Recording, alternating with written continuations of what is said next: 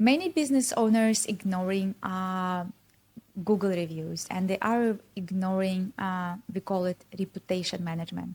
But it's really important to focus on customers' reviews, because this is what drives more customers to your business. And here I'm going to show you how.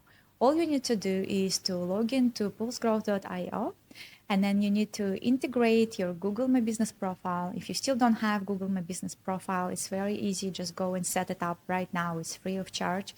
Then you integrate Google My Business profile with Pulse Growth.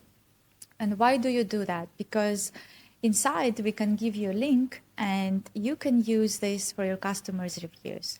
So once you have a customer, you can generate a QR code and leave it in your reception or your phone, or send the link to your customers to give you reviews.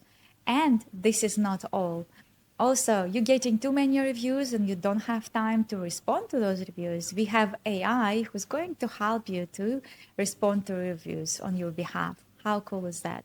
Stay tuned on the next video and I'll show you some other cool features.